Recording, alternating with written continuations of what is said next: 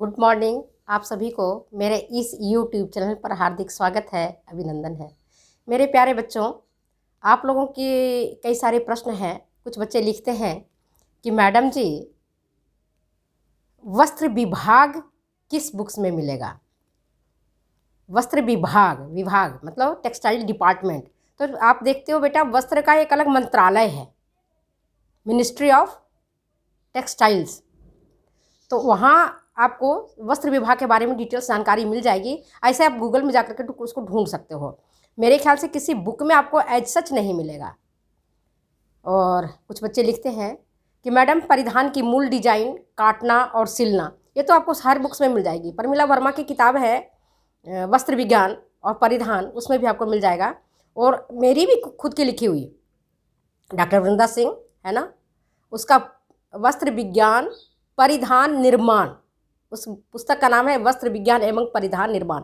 उसमें परिधान की मूल डिजाइन है, काटना और सिलना। ऐसे में जो आपको क्रिटिकल टॉपिक लगता है उसको मैं अलग से करवा दूंगी, अलग से आपको करवा दूंगी। और उसका ना कुछ मैं फ़ोटो खींच करके और आपके जो भी होगा किस में डाला जाता है मैं पता कर लूँगी और फिर मैं आपको भेज दूँगी। अगर जनरल डाला जाता है तो मैं उसको जनरल ही आपको डाल करके, उसके जो नोट्स है, उस जो आपको क्रिटिकल लगता है कि बिल्कुल समझ में नहीं आ रहा है, कहीं बुक्स में नहीं मिल रही है, तो मैं उसका नोट्स बना करके आपको भेज दूँगी। ठीक है।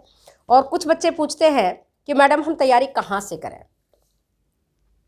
कैसे शुरू करें, कुछ समझ नहीं आता। कुछ बच्चे लिखते हैं मैडम, मैं बहुत परेशान हूँ, मुझे नौकरी चाहिए लेकिन मैं 1-2 नंबर से रह जाती हूँ। अब बेटा, परेशानी तो सबके जीवन में आती है। जब हम मनुष्य तन में पैदा हुए हैं, इस धरती पर आए हैं, तो परेशानी तो साथ लेके आए हैं। ऐसा नहीं है कि परेशानी आपके पास है और दूसरों के पास नहीं है, परेशानी सबके साथ है। अब ये है कि उस परेशानी से आप किस तरह से हैंडल करते हैं अपने आप को, किस तरह से उस परेशानी से आप बचते हैं, ये महत्वपूर्ण है। उस परेशानी से आप कैसे निकलते हैं, मैं आपको छोटा सा उदाहरण देकर समझाती हूँ। माता कुंती के बारे में जरा सी सोचो, माता कुंती के बारे में जरा सी सोचो। माता कुंती राजा कुंती भोज की पुत्री, शादी हुआ पांडु से। क्या उन्होंने सुख पाया? नहीं ना, सुख नहीं मिला। आप लोग थोड़ा सा महाभारत में पढ़ोगे तो आप देखोगे माता कुंती को कभी सुख नहीं मिला। 5 पुत्रों की माता होते हुए भी वो 5 पुत्रों की माता होते हुए भी उनके जीवन कष्टों से भरा पड़ा रहा। जिनके पुत्र ऐसे थे, कोई गदाधर भीम, तो कोई धनुर्धर अर्जुन, कोई सत्यवादी युधिष्ठिर। ऐसे पुत्रों की माता को भी कष्ट हुआ। जिनके सगे संबंधी स्वयं कृष्ण थे, भतीजा उनका कृष्ण था, तब वो दुख से उनकी मुक्ति नहीं मिली। और उन्होंने दुख से कभी घबराया नहीं, कभी उन्होंने दुख से नहीं घबराया। एवं जब महाभारत समाप्त हो गया और कृष्ण भगवान अपने जाने लगे द्वारिका, तो कहने लगे, बुआ कुंती, अब तो आपके पुत्रों की विजय हो गई है, अब आपके पुत्रों की विजय हो गई है, अब तो आप अपने पुत्रों के साथ रहिए और मांगिए मांगिए बुआ, आप क्या मांगती हो हमसे, मांगिए बुआ आप हमसे क्या मांगती हो। आश्चर्य होगा सुन करके, हमें भी लगता है शायद हम भी नहीं मांगे ऐसा। अपन यही मांगते, भगवान हमें सुख दो, शांति दो, समृद्धि दो, बच्चों की सद्बुद्धि दो, पता नहीं क्या क्या मांग लेते हैं, सांसारिक सुख। लेकिन बुआ कुंती ने क्या कहा, हे कृष्ण, अगर तुम देना ही चाहते हो तो मुझे दुख दो। कृष्ण अचंभित हो गए। उन्होंने पूछा, माँ बुआ, आखिर ऐसा तुम क्यों मानती हो, जिंदगी भर तुम तो दुख में ही रही, जन्म तुम्हारा कहाँ हुआ, परवरिश कौन किसके घर में हुआ, जब तुम्हारा पुत्र कर्ण हुआ तब तुम्हारे गोद से तुम्हारे पिता राजा कुंती भोज ने अपनी समाज की लज्जा बचाने के लिए तेरे गोद से कर्ण को छीन लिया, और कर्ण को छीनने के बाद उसे मंजूषा में भर के गंगा में बहा दिया। इतने बड़े कष्ट तुम प्रथम पुत्र के समय में देख चुकी हो। 5 पुत्र तुम्हारे ऋषि के यहाँ जाकर के, ऋषि की कुटिया में, वहां जाकर के तुमने 5 पुत्रों की माता बनी। 3 पुत्र तुमने स्वयं को जन्म दिया, 2 पुत्र तुम्हारे माद्री के पुत्रों को पाला। कई तरह की अग्नि परीक्षा तुम्हारे सामने आई मां, बुआ जी। और लाक्षागृह में जलाने का प्रयास किया गया। वहां से तुम्हारे पुत्रों ने तो भिक्षा मांग करके अपना पेट भरा। सम्राट पांडु के पुत्र भिक्षा मांग करके अपना पेट भरा। इतने कष्ट तुमने देखे बुआ जी, और अब महासमर हो गया। तुमने अपने ज्येष्ठ पुत्र को खो दिया, कर्ण को खो दिया। तुमने तो अपने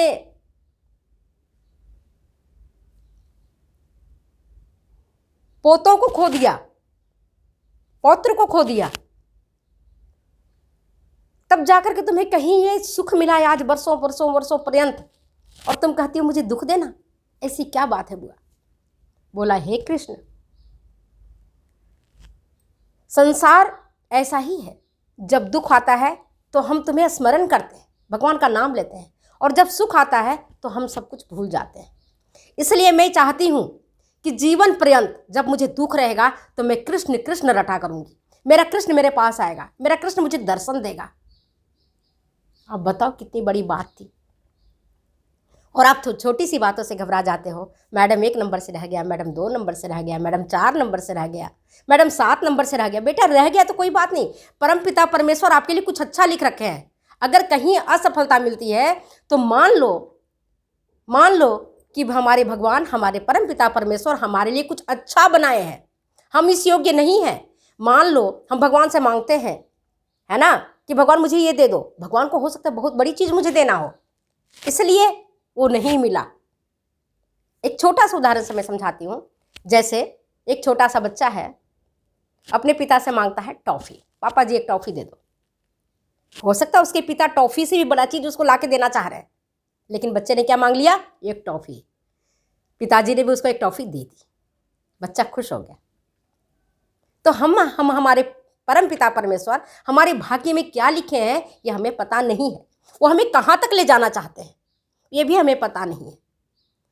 और हम भगवान को अपन ये सोचते हैं कि भगवान ने मुझे टीजीटी में इतने नंबर से रोक दिया, भगवान ने मुझे पीजीटी में इतने, क्या पता हमारे भाग्य में बहुत अच्छा लिखा हो और अगले बार मैं जब आऊँ तो बहुत अच्छे से लाऊं, बहुत अच्छे से नंबर से आऊँ। तो आप ये देखो मेरे प्यारे बच्चों, भगवान किसी के साथ भेदभाव नहीं करते, कभी नहीं करते।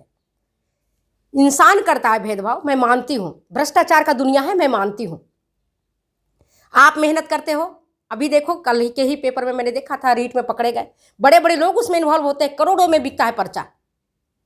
आहत होता है मन, जो बच्चे पढ़ते हैं और जो बच्चे नहीं पढ़ते हैं, पैसे देकर के उनका नौकरी मिल जाता है, पैसे देकर के पास हो जाते हैं, मन आहत होता है, नो डाउट, बहुत तकलीफ होती है। लेकिन अगर हम मेहनत करेंगे तो परम पिता परमेश्वर जो हमेशा हमारे ऊपर नज़र रखे हुए हैं, जिनकी कैमरा हमारी तरफ हमेशा है, वो जरूर हमारे प्रयास को देख रहे हैं, वो जरूर हमारे प्रयत्न को देख रहे हैं, वो हमारे लेबर को देख रहे हैं और वो हमें जरूर सफलता देंगे। इसलिए कतई निराश नहीं होना, कभी निराश नहीं होना, कभी डिसअपॉइंट नहीं होना, कभी परेशान नहीं होना। परेशानी आए तो आप कुंती को याद कर लेना, परेशानी आए तो आप द्रौपदी को याद करना। मेरी प्यारी बच्चियाँ, मेरी प्यारी बेटियाँ, मैं इतना ही कहती हूँ, द्रौपदी से ज़्यादा किसी को कष्ट हुआ क्या आज तक? मेरे जीवन में तो मैंने तो नहीं देखा। द्रौपदी 5 पतियों की पत्नी, महाराज द्रुपद की पुत्री, सम्राट पांडु की पुत्रवधू, जिसके जीवन में अब बताओ रानी थी, रानी की पुत्री थी, उसे क्या कष्ट होगा? कोई अभाव नहीं होगा। जो कहती होगी सब उसको मिलता होगा, ना उसको नौकरी की चिंता होगी, ना उसको पढ़ने की चिंता होगी। लेकिन उसके जीवन में इतने कष्ट आए जब से उसने पांडुपुत्रों से जब उसने शादी की, विवाह किया। अब विवाह भी उसके पिता ने कैसा चाहा, राजा द्रुपद ने, कि जो श्रेष्ठ धनुर्धर होगा उसके साथ अपनी पुत्री का विवाह करूंगा। इसीलिए उन्होंने ऐसी प्रतिज्ञा करी कि जो घूमते हुए मछली के आंखों में तीर भेदेगा उसी से अपनी पुत्री की शादी करूंगा। लेकिन आगे चल करके देखो उनकी कहानी को। मैं तो कभी भी परेशान होती मैं द्रौपदी को याद करती हूँ, कभी परेशान होती हूँ कुंती को याद करती हूँ कि भगवान कुंती से ज़्यादा तो मुझे कष्ट नहीं है ना तो मैं सम्राट की पत्नी हूँ और न ही मैं कोई राजा की पुत्री हूँ। मैं तो एक सामान्य परिवार में पली बढ़ी हूँ और सामान्य परिवार के यहाँ शादी हुआ है। तो हमारे जीवन में क्या कष्ट होगा जब कुंती को इतने कष्ट मिले, जिनके रिश्तेदार स्वयं कृष्ण रहे, जब उनको इतना कष्ट हुआ, जिनके सखा द्रौपदी के सखा स्वयं कृष्ण रहे, उनको जब चीरहरण करते हुए वहाँ के लोगों को शर्म नहीं आई, उनके रिश्तेदारों को जब चीरहरण करते हुए बाल खींचते हुए शर्म नहीं आई, उनके बाल खींच करके पकड़ करके चोटी करके बीच सभा में ले गए, तब उनको शर्म नहीं। तो हाँ, उसकी तुलना में हमारे कष्ट तो बहुत कम है। हमारे कष्ट तो कुछ है ही नहीं। यही नहीं कि 1 2 4 नंबर से हम रह गए हैं, वापस मेहनत करेंगे, वापस हम प्राप्त कर लेंगे। द्रौपदी के बारे में तो आप जानते हो कि जब जुए में युधिष्ठिर ने द्रौपदी को हार गए तो उसको दुशासन उसके बाल को खींच करके लाया, पकड़ करके लाया भरी सभा में। उसके दुर्योधन ने कहा इसकी चीर खींच लो, इसे नंगी कर दो। उसके बावजूद भी द्रौपदी हार नहीं मानी, हार नहीं मानी। सभी सभासदों से पूछा क्या ये सच्ची है कि जब क्या पत्नी का को जुआ में देने का अधिकार है? सब सभासद चुप थे। एवं भीष्म पितामह, द्रोणाचार्य, सारे के सारे चुप थे बेटा, किसी के साथ आवाज नहीं निकली। स्वयं कृष्ण उसकी चीर को बढ़ाया। क्या द्रौपदी मर गई? अगर चाहती तो द्रौपदी आत्महत्या कर सकती थी, चाहती तो द्रौपदी अपने पीहर जा सकती थी, राजा द्रुपद के पास रह सकती थी, उनके पास द्रौपदी के खिलाने के लिए था पैसा, अपने पुत्रों के साथ परवरिश कर सकती थी, पांडु को छोड़ सकती थी, लेकिन द्रौपदी ने ऐसा नहीं किया। द्रौपदी ने कहा इन आतताइयों को नष्ट करके रहूंगी मैं। ये मेरे जो खुले बाल हैं ये प्रतीक इस बात का है कि इन दुशासनों ने जिस तरह से मेरा अपमान किया है, इनके जब तक मैं लहू से अपने बाल को नहीं बांधूंगी तब तक मैं चैन से नहीं रहूंगी। और उन्होंने 5 पतियों के साथ वनवास में रहते हुए सबको प्रोत्साहित करते रही, सबको प्रोत्साहित, और अपने खुले बालों को दिखाते रही, ये देखो मेरे खुले बाल, ये देखो मेरे खुले बाल, ये देखो मेरे खुले बाल। उसने बाल नहीं बांधे, याद रखना आप। तो हमें कभी घबराना नहीं है, हमें कभी परेशान नहीं होना। हाँ, परेशानी आती है तो हम घबरा जाते हैं, ये मानव प्रकृति है। परेशान होते हैं बेटा हम, ऐसा नहीं है कि हम परेशान नहीं होते हैं, परेशान होते हैं। परेशानी आती है तो कोई खुश नहीं होता, विपत्ति आती है तो कोई खुश नहीं होता। किसी को 2 नंबर से रहते हैं तो हम हंसते नहीं है कि हाँ मेरा रह गया, ऐसी नहीं। लेकिन हमें हारना भी नहीं है, हमें लगे रहना है, हमें इतना लगे रहना है, हमें इस तरह से लगे रहना है कि अगले बार जब रिजल्ट आए तो हमारा बहुत अच्छा हो। तो आज हम छात्राओं के, आप बच्चों के कहने पर मैंने आज आपको मोटिवेट करने के लिए इस तरह के वीडियो बनाया है। शाम में 5 बजे हम आपको वस्त्र जो है ना, वस्त्रोत्पादक रेशों के गुण, टेक्सटाइल प्रॉपर्टीज के प्राइमरी और सेकेंडरी गुण आपको कहीं किताब में नहीं मिला है। वहाँ किताबों में यही दिखाया गया है कि या क्या उसका फिजिकल कैरेक्टरिस्टिक्स है और क्या उसका केमिकल कैरेक्टरिस्टिक्स है। प्राइमरी कैरेक्टर्स क्या है, सेकेंडरी कैरेक्टर्स क्या है, प्राइमरी प्रॉपर्टीज क्या है, सेकेंडरी प्रॉपर्टीज क्या है, इस पर आपको चर्चा नहीं किया गया है, तो मैं आपको बताऊंगी। हाँ, कुछ छात्राएं लिखती हैं कि मैडम 5 होम साइंस की तो 5 ब्रांचेज ही हैं और छठा कौन सा है? हमें कोचिंग वाले कहते हैं छठी किताब भी पढ़ो। बेटा 5 तो आपका मूल है, आप जानते ही हो, food and nutrition, clothing textile, child development, home management and extension education. ये 5 ब्रांचेस तो है आपके होम साइंस में। इन 5 में जो भी आपकी सिलेबस है, सिलेबस का A to Z आप तैयारी कर लो, बिल्कुल पढ़ लो, आपको बिल्कुल समझ में आ जाएगा।